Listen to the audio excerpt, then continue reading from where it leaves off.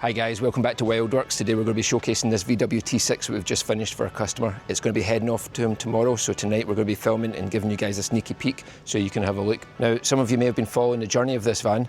We did some filming before and we got about halfway through the build and then we're caught waiting for a bed to arrive. So unfortunately we didn't get to film everything. We've all had to jump on board to try and get it finished in time for the customer. So we brought you on today to see the finished article. So you'll have seen bits and pieces of it, but now it's done. Step on board and see how we've done.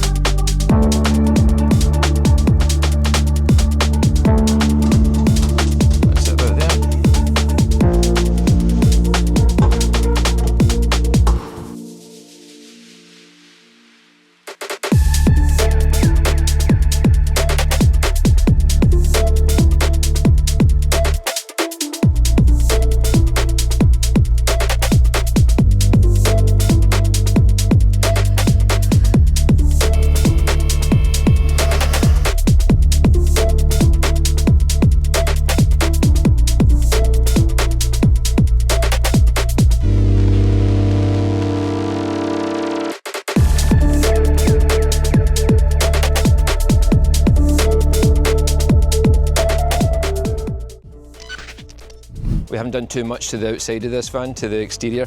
It already came to us via Volkswagen, where they had done a lot of the work themselves. It comes in Indium grey and they've had a front colour coded body kit fitted. They've got gunmetal grey alloys, sidebars. We have swapped out the original badges for the matte black with the gloss back at the back. Well, let's take a look inside.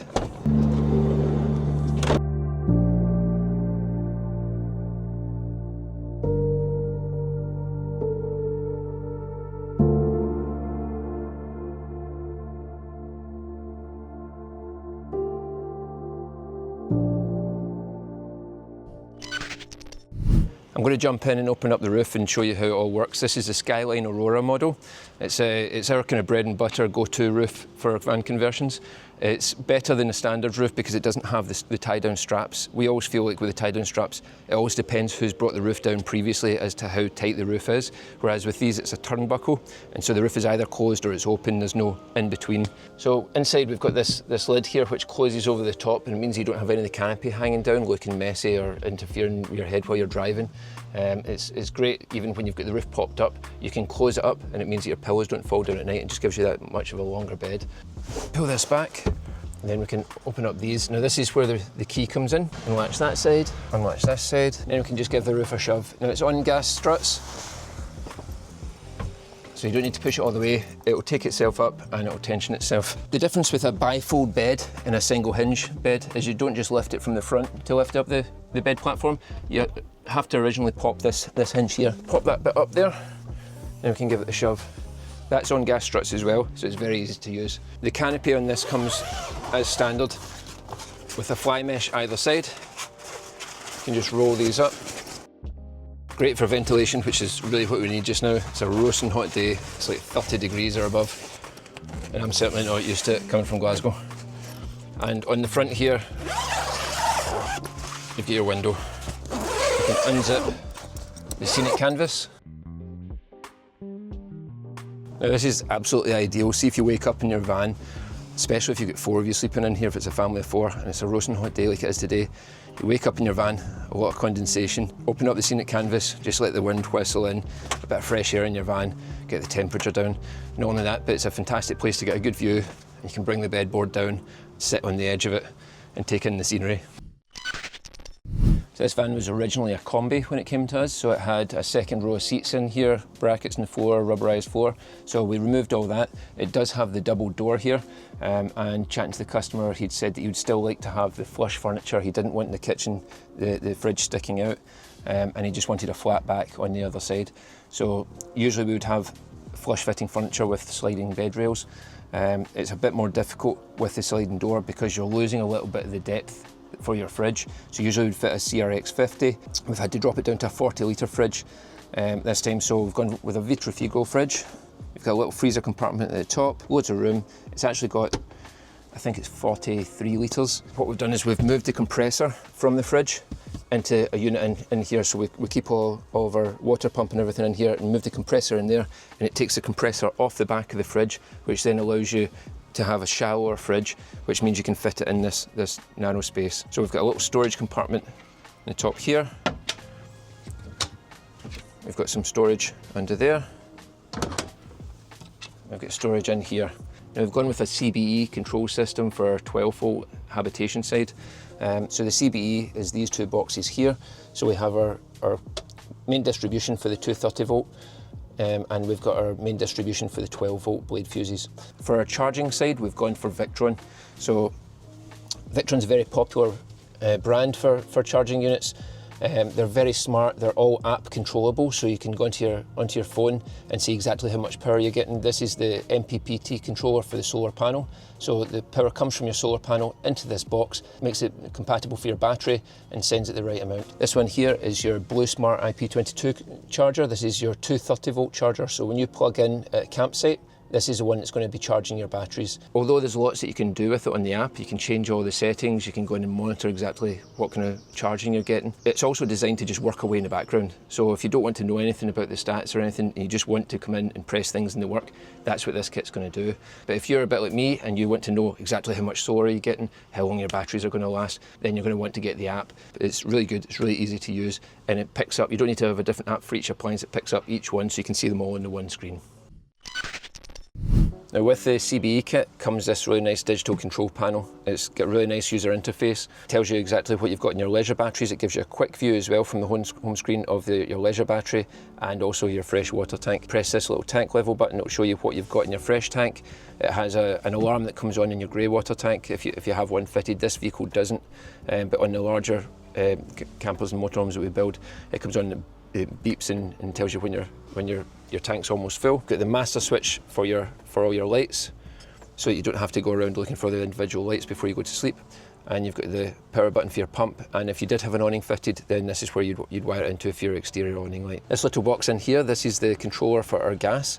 So you press that button there, and it'll come up and tell you exactly how much gas you've got in the tank. Now we've got an underslung gas tank fitted in this van. The benefits of having an underslung tank are you're not damaging the van every time you're carrying in this big heavy kind of 13 kilogram bottle or anything.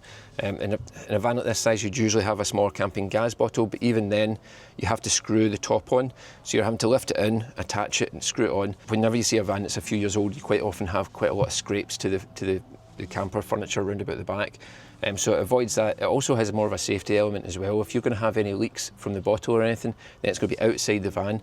But also it takes away the kind of personal use of it. So the bottle's fitted already, it doesn't change. Whereas when you have a camping gas bottle, if you don't get the thread right, you might get a gas leak.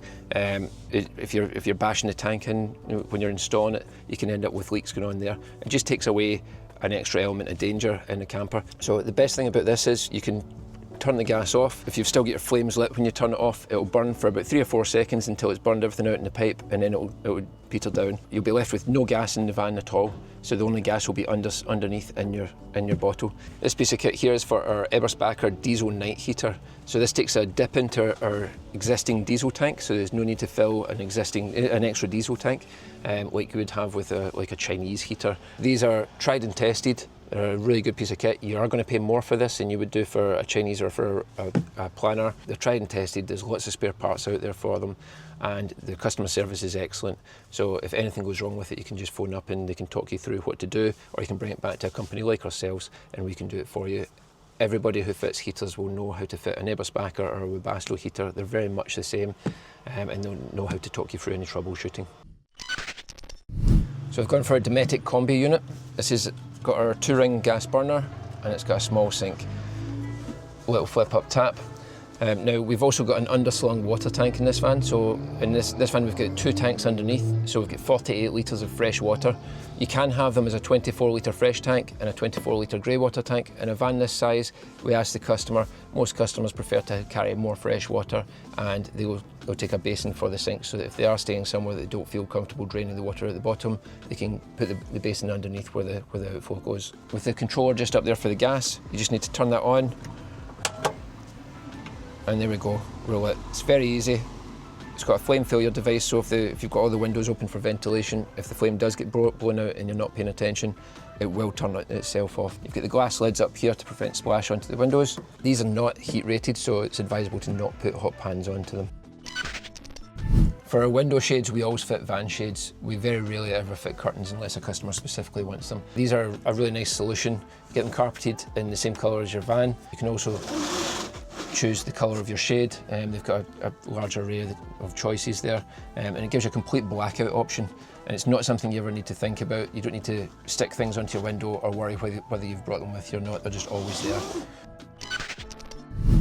On the seats here, obviously they're swiveled to the back. One of the key questions we get asked all the time by customers is, are you allowed to travel with the passenger seat facing backwards? The answer is definitely not, because your seat belt wouldn't operate, it wouldn't function properly. So we fit rib from Scoopima, we fit rib swivels, kind of the best aftermarket swivel that's available in our opinion. Very easy to operate.